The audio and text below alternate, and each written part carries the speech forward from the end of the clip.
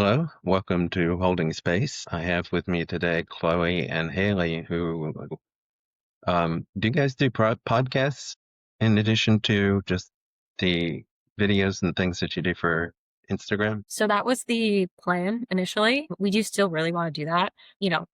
Grad school, we're in grad school, so it definitely is a big time commitment. But on the bright side, we can at least reflect on our experience and give our full, stream of advice instead of present advice like we were planning on doing. Great. Well, I mean, you're welcome on here anytime. It actually isn't too hard to do. So, if you want any pointers or whatever, but we can talk about what it's like in grad school. It's been a while since I've done it, and it's been a while since I taught. And also, if you have questions about what it's like to actually work in the field, I can fill you in some on that. Yeah, I really appreciate it. Thanks for having us today. You're welcome. I'm glad to have you. I was telling Haley before Chloe came in that, I sit here and I talk to the camera, and it's not real exciting. I much prefer to have actual faces to look at and talk to because there's only so long I can just ramble on looking at that little lens up there. So It's nice to get the feedback. I feel like it's always good to have a conversation with somebody else. yeah, yeah, conversations are much better than just like talking at something about a topic. And occasionally I get lost. I mean, that's the thing with podcasts. I'm really glad it can be edited because there's some things that I will like lose my train of thought or start to ramble, and I'm glad it can be edited. I When I was doing broadcast about suicide prevention, and because it's Suicide Prevention Month in September, I was talking about a plan for safety, and I said suicide plan, and I was like, oh no, that's a wrong choice of words. Please cut that out. Talking about plan for safety. So sometimes we do that. I do that in session. I'm like, okay, let me circle back. Hold on. And I think that comes to an important part about our job that we're always learning and sometimes we don't say the right things and build and repairing that relationship. And also there's a lot for us to keep up with too, always constantly having to learn the new terminology and making sure we say, the right thing. And that can be really hard. I know Haley said she's in an internship. Are you also, Chloe? Yeah. What kinds of what kinds of theories are you learning? What do you find that you're using the most? What have you used the least? What's happening out there? Yeah, I really was pretty set on my theoretical approach pretty early on. I have an interesting, grad school experience story. Originally, I was going to be a school psychologist. Haley knows all the deets because we've been, good friends since undergrad.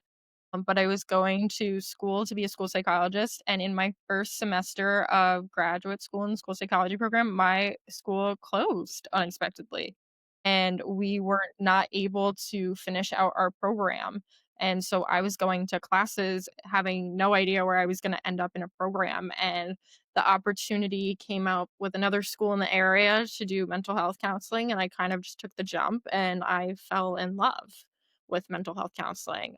So now I've been doing internship, and I think also, I was seeing my own therapist at the time through all of this transition, and I think just the way that that therapist sat with me and that really opened my eyes to what mental health can be and the perspectives that people use. So I think just meeting people where they're at and using that person-centered approach and not always needing an intervention too. I've learned with some people, like sometimes people just need that space. And it's not about being a fixer. I think so many people talk about, being solution centered and fixing that problem. And sometimes it's just sitting there and needing that space. Hmm. Yeah, Haley, same for you. Yes. So in terms of theoretical orientation, that is so I'm finding I lean up towards like a psychodynamic thing just because I really think that our childhood really affects the person you are later on. In terms Hmm. of the specifics, I don't think I use more of the specifics. I've more so used like experiences and like the effect that they have on you and even like family systems too. And then I've also been really using more of just my general knowledge of how like the brain works and how we process things because it really helps people feel like, oh, okay, so I'm not like wrong for doing this or I'm wrong for thinking this, like this is why I'm doing this and there's a biological reason for it. And that's like I don't know if that's a theory per se, but it's stuff I have learned like throughout my program, even in undergrad too. I sometimes bring stuff from there and people really seem very receptive to it. I enjoy it just cuz it's kind of like a puzzle. It like helps people like finish their own puzzle, metaphorically speaking. So that's what I've been doing a lot. But yes, definitely person centered. My internship specifically has like this intern drive where they have a ton of resources. So that has also really helped me like A, learn the theories and also B, just like knowing how to approach a situation too.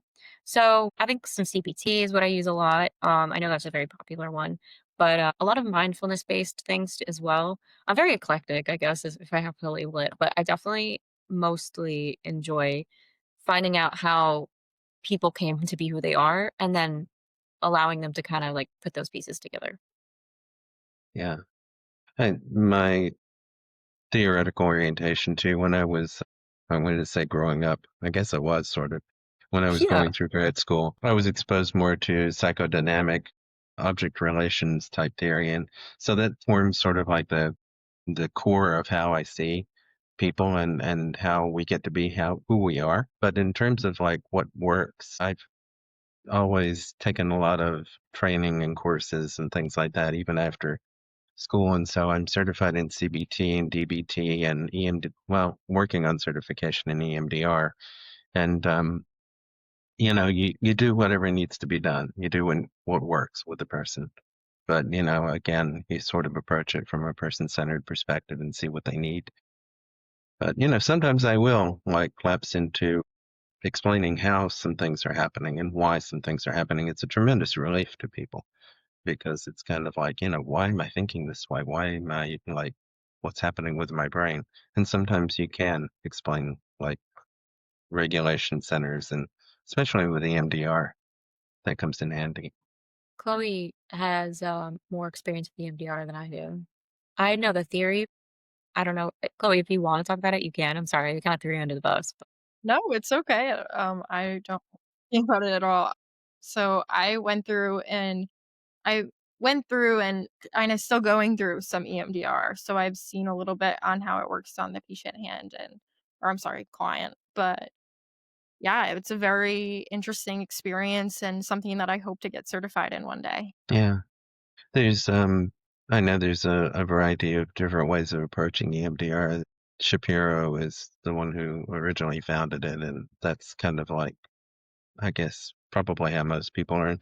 I learned with Laura Parnell, who does attachment focused EMDR, and I found that's really useful for dealing with childhood traumas and tracing back to origins of things. And so, again, it's a little different, but it's sometimes vastly different too. And there's anything that helps. Sorry, I was just gonna say, so basically you're saying like EMDR sort of works the same as like therapy. You just kind of like go into it and like the premise is the same, but depending on the client, you do different things. Is that right? Yeah, basically. I mean, Huh, that's it's kind cool. of like how we structure the session. So it's like Hmm. if someone comes in and they have something that's a rather large trauma, there's sometimes very recent traumas and sometimes they go way back. And we use the bilateral stimulation tappers to, I don't know what you use, Chloe, but I mean, there's a variety of things. Sometimes, you follow the finger back and forth. I know one person who uses one of those extension pointers, and she waves it back and forth, and you can follow that. But what you do is you reprocess the trauma while you're being bilaterally stimulated, and you are able to see it in a different way. You're activating more of your brain and, sort of shifting it around instead of it being stuck over in one spot. Yeah, I'm definitely a tapper. I am not a follower with the finger. What I thought was so interesting was when EMDR was, described to me, they described it like a bowl of spaghetti. Like you think you're going in for one, trauma, and then you realize that there's all these different pieces connected to it. And what comes up is amazing. And I know it's a little like not, you know, not probably the most psychological term, but when they asked me how I felt about it, I felt like I was getting a therapeutic cleanse. and a nice little clean out. It, So well, that's not wrong. I'm yeah, going to have to use the spaghetti metaphor actually because that's a good way of looking at it. Yeah, I've yeah. never heard that. That's awesome. My unhinged version was a therapeutic colonoscopy. I felt like I was being cleaned out and invaded a little bit. That's why I laughed harder when she started saying that because she told me that. Yeah. I Trying know to what she decide if said. that was something to bring up on the podcast, but yeah, so and I can definitely attest to the spaghetti bowl metaphor. Some things have really come up that I didn't think I would ever connect to, and it really has helped. Yeah, I don't think I'll use the colonoscopy metaphor, but I know what you mean. I mean, sometimes people come up with things that they completely forgotten, or they like will have a sudden insight into something that they hadn't realized that, oh, that's completely different, and this is how it started. And sometimes it happens. Sometimes you're able to clear some things up in just like a couple of sessions, and sometimes it takes a year. It just really depends. We go in and out of it. We'll do like, individual therapy and then go back to EMDR, things like that, whatever works. But like, what's the school experience been like? I mean, how's the learning curve and what are you exposed to? What kind of classes are they teaching? So the classes that I've been taking, it's tough because, they make you take like the core classes, of course, practicum, internship. Let's see, I've taken theories, of course, you have to do theories, research methods again. Not really my favorite. I don't think it's really many people's favorite unless they want to go into research, but that one I was a little perturbed I had to take again because I took research methods 1 and 2 in college. Actually, I took research methods 1 twice because I was going through it mentally and, the professor was very upfront with me, which I appreciate it when professors are upfront. They're like, "You're not gonna catch up. It would just be better if you withdraw, like, just for your own sake." And I was like, "Okay, cool." But that's besides the point. So I took it many times and they were like, "Oh, it looks good for grad school. You should definitely take it. It'll be great for grad school." But they didn't really let me know that you probably still have to take it in grad school. So I was like, okay, really cool. And it's going to be on the exam as well. So I'm just grateful that I had a professor who was really passionate about the topic and who really taught it because otherwise I don't think I'd feel as comfortable with it. And I guess it was also good that I took research methods 1 twice because it was easier going into it in grad school. But that's definitely one that a lot of people don't expect to have to take again. So that's what I learned. A lot of the electives I'm a I'm not interested in the core things, but a lot of the electives I'm a lot more interested in, and it's a little disappointing just because you can't always take all of them, and, there's only of course, they cost money, but there's only so much time, and then there's only so many credits you're even allowed to take, which is what I found out too, meaning, like, with aid and everything, so it's complicated. But that's the tough side about grad school that I learned is that, the financial aspect, it's tough, especially just balancing everything like work and school and just free time in general. That's been probably the hardest part about it. And I know they do say that, like, "Oh, you can't work." You have to work. There's a lot of people that do work. There was a time when I was working, like, 7 days a week, still going to class. I don't know how I did it. And sometimes that still wasn't enough, which stinks, but I do live on Long Island, so that's a big part of it. But, I would say, like, the work-life balance between college is the hardest part of it. I know I kind of digressed a little bit. I started talking about classes, but like core classes and then, that work life balance while taking research methods is really difficult too. But I took a grief class this summer and it was like a week long intensive. And honestly, it was so good. I thought it was going to be a lot more like emotionally intensive for me. Got out of it not too bad. Like, didn't feel the need to cry or anything, but I think it was definitely heavy because I slept for like a whole day one day afterwards. But it just kinda goes to show, like, even though we still have our own stuff whenever we go and help people. Like, even learning how to help people, we have our own stuff. So I think besides, like, learning what's in the classes, I think learning just, like, the life aspect of it is just as important. I digressed a lot there, but I hope that all made sense. Totally, it did. Okay, good. And Chloe, like you said patient at first, and you corrected it to client. I don't think there's any particular right or wrong word. I came up through school. I wanted to say grew up again. using patient. So, and I mean, I worked in a psychiatric hospital for a while, but even then they were starting to call people clients. Some people call clients consumers now, which I can't do that one because it sounds like people who buy cheese. So it's just not the same for me. I mean, and patients are people who go to the doctor to get well. And so that's kind of like how I look at it as being justifiable as a term. But they're also consulting with us. And so they are in that way clients too. But yeah, it is really hard balancing it all out, Haley. I mean, same thing. I have actually two master's degrees and a PhD, and I had to take statistics or research methods with every single one, Oh my gosh. including undergrad. So I've had it like four times, and I did a very statistical dissertation too. So I'm not good at math, honestly. I hated it. You But it did it. was sorry Really? anybody who, but I'm just like, but I got through it. And it was amazing how much it stuck with me too, because I mentored somebody else in their dissertation. I was like, why don't you use an ANOVA? And they're like, wow, I didn't even realize I remembered that. You pulled that out from like the back of your brain. Bowl of spaghetti again. That's what it's You're like up so there. right. Chloe, what classes have you been taking? Like, are there any? I know I kind of rambled, so I didn't like half answer the question, but like, do any stick out for you? Yeah, definitely. I think my pre-practicum class definitely stuck out for me because I just one had such a passionate professor about it, and two, he really dove into the emotional side of internship and the counseling field and what comes in as clinicians. And I really grieved that after we started doing internship.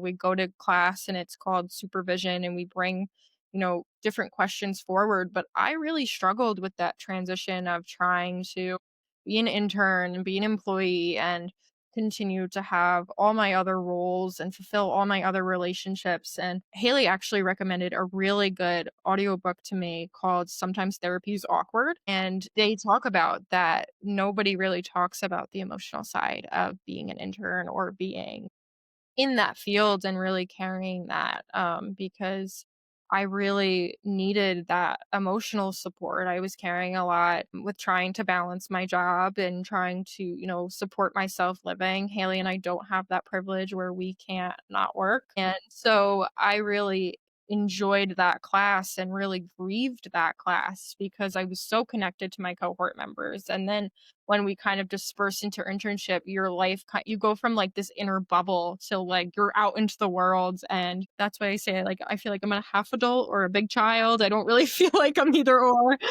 Me but too. so I really missed the conversations or even just, I this semester too, I'm interning and I'm working and people linger after class and I miss that conversation and connection with cohort members. It's like, "Oh, I want to sit and grab a cup of coffee." Like Haley and I would always after one of our social work Oh yeah. classes grab a cup of coffee on campus and I really miss that connection and just talking and having that time for ourselves because as soon as the class ends I'm running to work and I'm packing the bags and I missed seeing people and that was really hard, but I feel like now it took me a long time. I got a balance on it now, but I think that was just one of my classes that I really loved and enjoyed, and the professor was very, upfront like Haley said and talked about his fears and insecurities in the counseling session. It made me feel less alone. I feel like you come in and there's these expectations of interns and employees and you're just like, how can I keep up and how can I keep appeasing everyone? And I even said to someone today, I wish I didn't have to work. I feel like I would be able to be more present or work more days in internship or work more days in the work area and just feel more present for everyone. So I think also just that constant examine of self-care. And I took a self-care for helping professionals in Yeah, me undergrad. too. And I wish they offered that in grad school. I would argue that it could have been a little more like self care involved because I had to write a paper on self care and that I didn't feel very agree. self care. I was gonna say, sometimes I would just be like, I did my walk and that was it, because that was also a short class too, and we were, fighting to try to find that balance too. So yeah, I would have appreciated a little more self-care, but I guess that maybe poses my questions to you. Like, how do you feel that your interns balance that? Do you feel like your interns share the same things that we're bringing up in this podcast, or they're crushing life and doing it all? Yeah, or even like you, like coming from all those degrees and like having to balance that over and over again. And yeah, even now, Good lots of question. questions. I mean, I know that some of the interns that I've had, they're working and they're also going to school, and then there's internship, and all those hours are hard to balance. And I do tell them to, take care of themselves. And I also, again, coming from the psychodynamic point of view, I'll be like, so how does that affect you when you hear this? And, I want to hear their perspectives on things, and what people bring in affects us too. And, being able to do self-care is being able to let go of some of it at the end of the day. I've learned a lot about energy work. I've learned a lot about wellness, things that really help because, again, I'm able to compartmentalize it during the day when I'm going from person to person. Most sessions I've ever had in one day was 13. And that was a lot. I remember one time I had a couple they were fighting really bad, and you could hear it from outside the door. And I came out of the session to get my next person who was coming in. He's like, "Do you need a minute?" Because, like, Oh, I can wait. But no, sometimes you have to be able to just switch really rapidly from place to place. But then at the end of the day, you're still carrying that energy. And being able to go to the gym, being able to go for a walk, being able to do a meditation, things like that. I've really gotten more into meditation lately. It's handy to be able to put it down, breathe, transition, and, come back to me.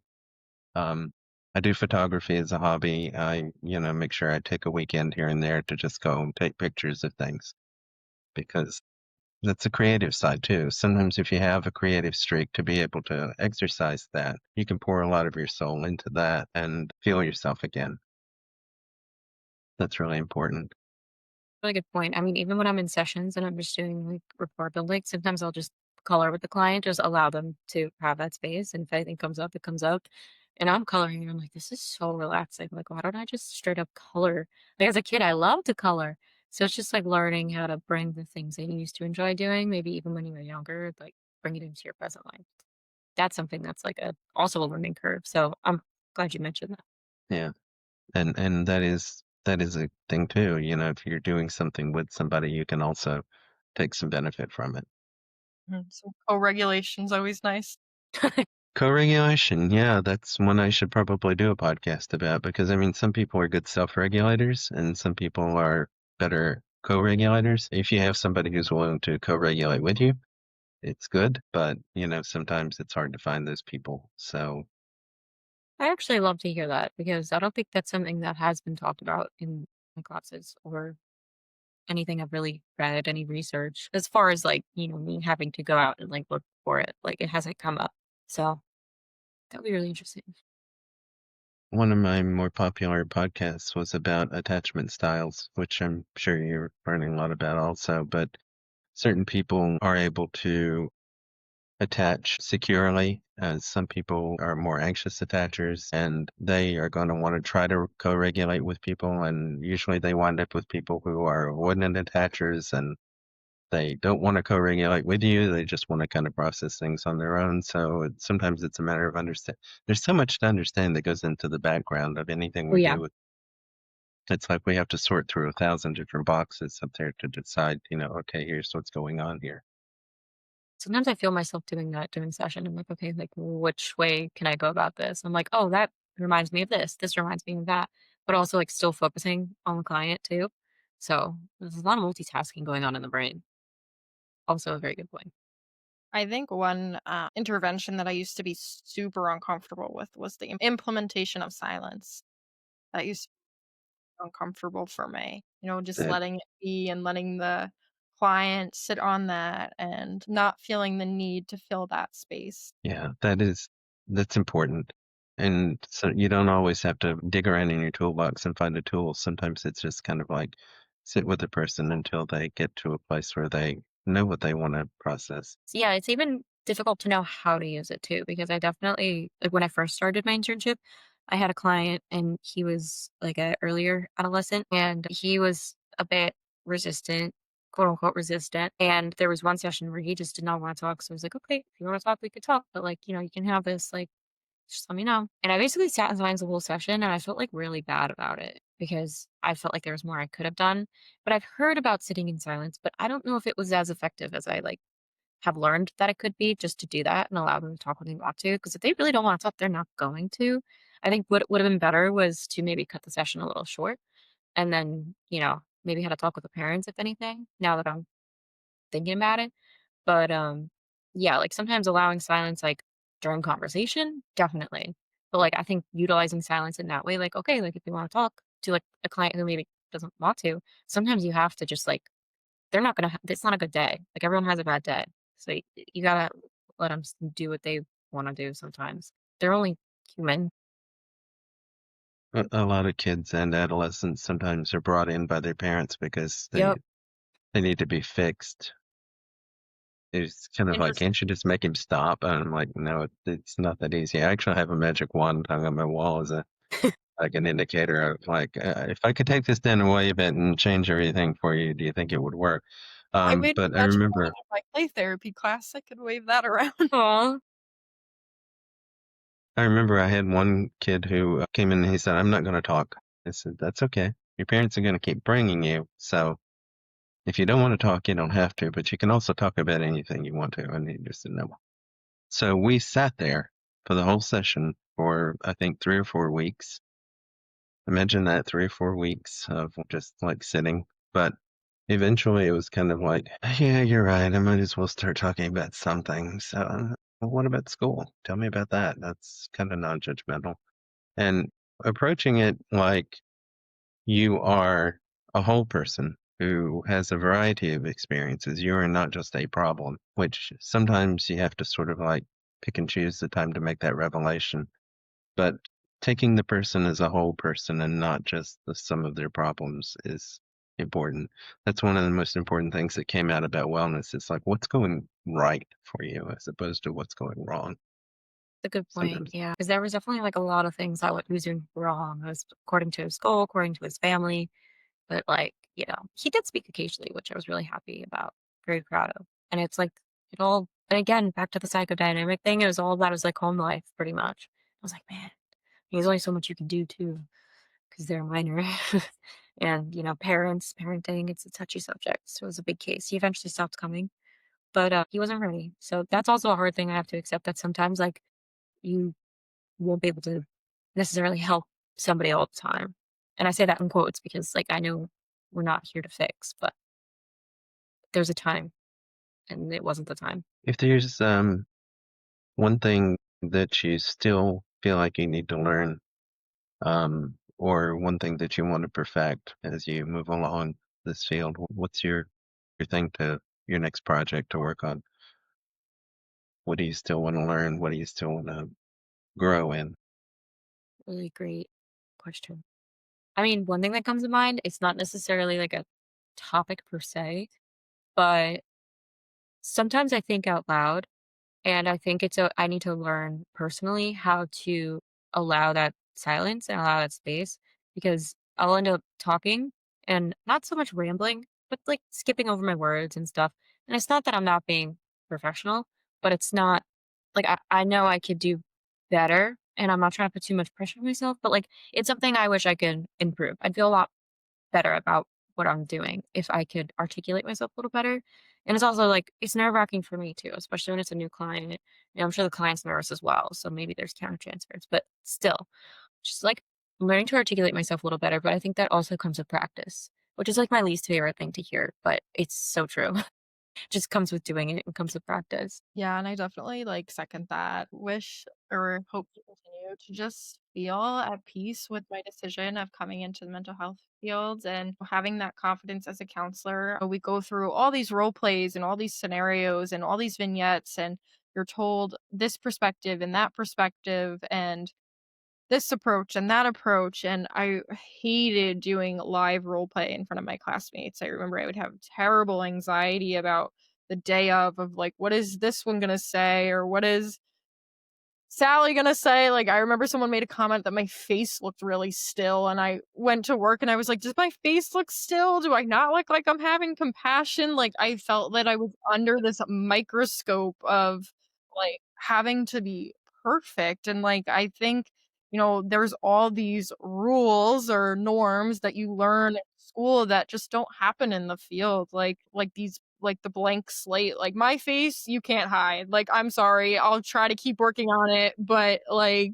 like someone tells me something and I'm like, okay. Or I remember my client was like, I'm a really bad person. I was like, what? Like, but I think that's what genuinely makes me love the field is like not having that blank slate face, or kind of making that face at them being like, wait, hold on, I'm confused, and really getting to connect with them and not feeling that I don't have to question every decision. Like, and finally I like had a good insight one time and I was like, I think I'm a good therapist. I think I'm there. And just kind of developing that confidence and realizing that everybody has their approach. And, as long as I'm sitting with someone and I'm hoping, trying to make them feel validated and heard, like, I'm doing my job at the end of the day. And I think that's something that we as counselors always need to make peace with. Like, sometimes it's like, I feel like I'm not making a drop in the bucket, but it's a drop more than they had. But that's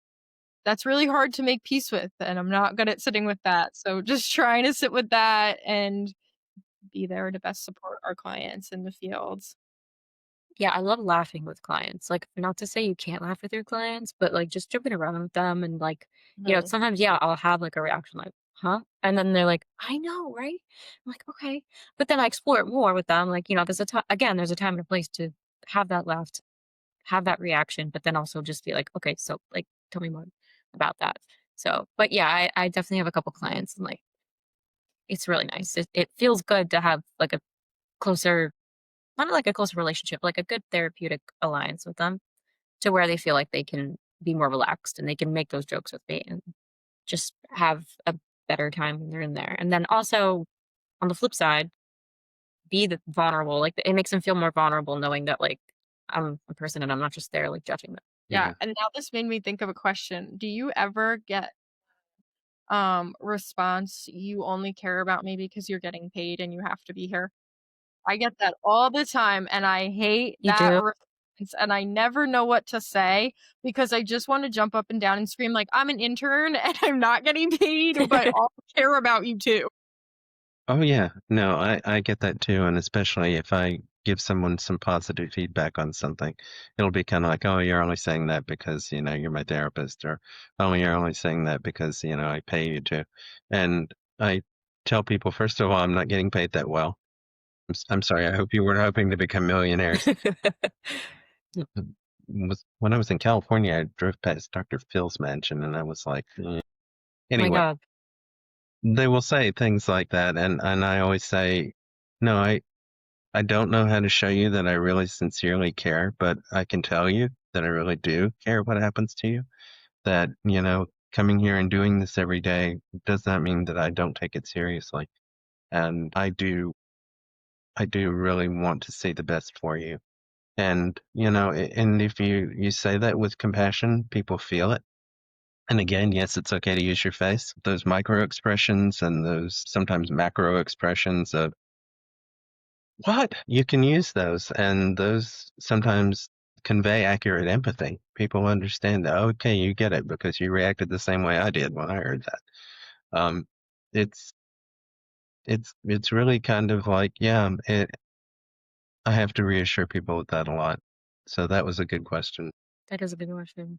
That made me think like it's like just like an observation that I had. It's just very special that someone could come into like this situation that we found ourselves in, like having a client come to us and like having like they're a stranger and then they're just like needing to be vulnerable, but then like you're that person that they can be vulnerable with. And it's like, like you're in school, you have to act a certain way, or you're at work, you have to act a certain way.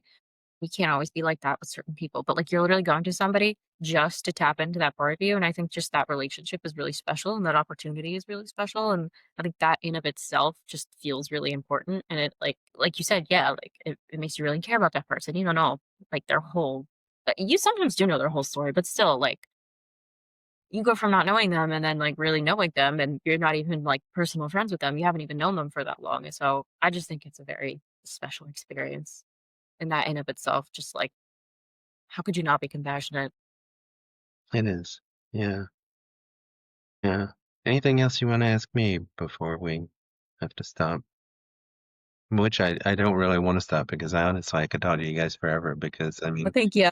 it's nice to know that there are people who are going through learning the same things that I went through and also things that I've heard from other students too. And yes, it's okay to use yourself. It's you don't have to be stone faced.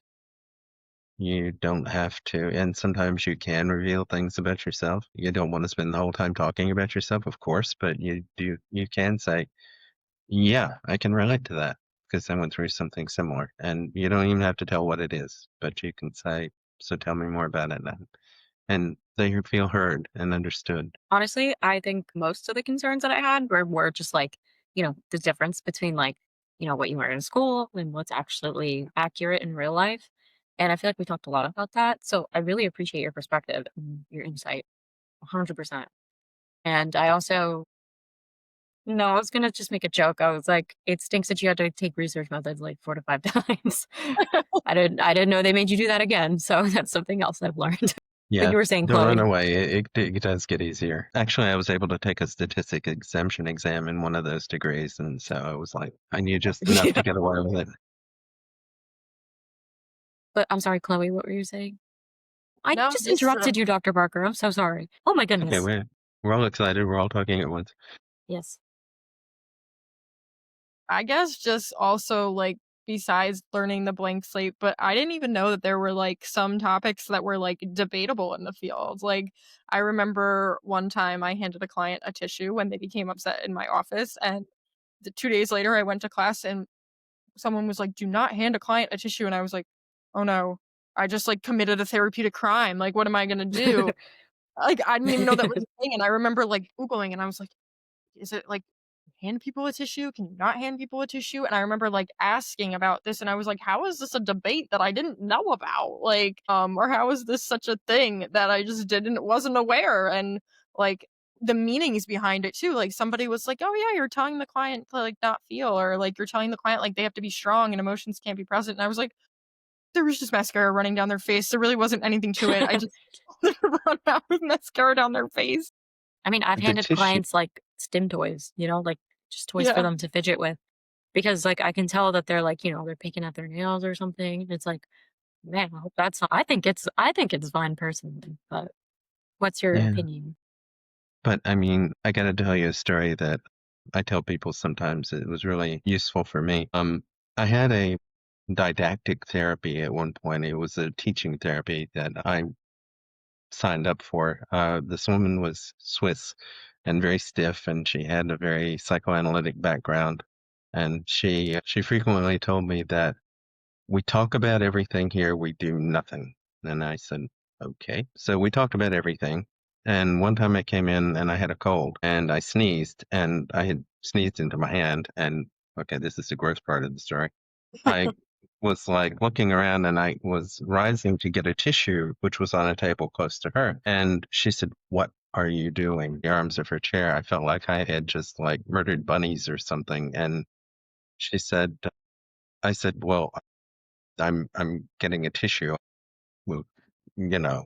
And she said, but we talk about everything here. We do nothing. I said, well, unless you want me to talk about how I'm going to ruin your furniture with my mucus, what do I do? She said, you could have asked me for a tissue.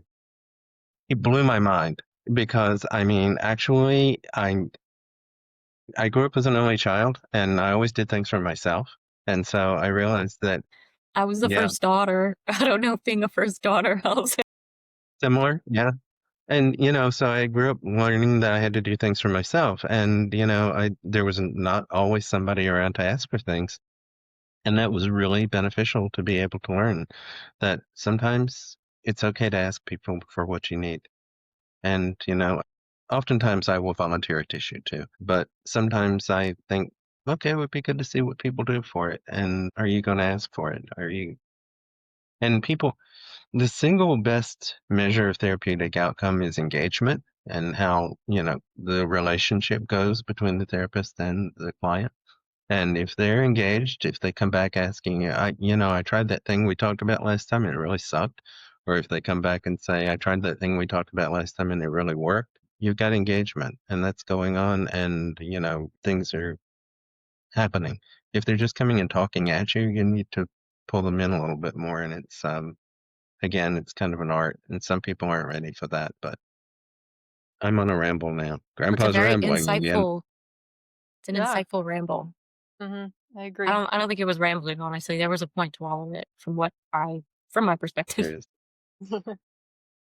So yeah, if either of you want a job when you get out and you don't mind coming to New Jersey, which a lot of people do mind coming to New Jersey, give me a call. Christine has my information, or my email will be at the bottom of the screen. And please feel free to reach out anytime. Actually, Thank you. That That means is so much. Yeah, that's really touching. Thank you so much.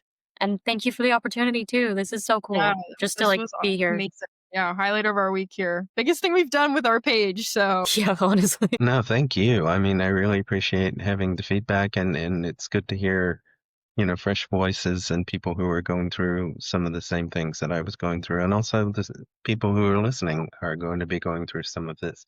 And also it helps because we have a sort of a general audience, and there are a lot of people who are going to be hearing this and knowing that we're people too. Yeah, and that's another part of like what we wanted to do with the podcast, like just show like the very real aspect of it and show like the background of everything. Again, they make things very clear, X, Y, like this is what you have to do. This is like, but nitty gritty part of it, like you don't always hear about. Also, just that it doesn't have to be so scary. Like, we always laugh together. Like we always try to make light of things, just to share that our experience, make it a little less scary for people, and then share our knowledge. Well, thank you both. Thank you. all right. Thank you so much for having Thank us. you. Yeah, You're seriously. welcome. Thank you. Have a great rest of your day. Thanks, Good you You luck to too. you too. all.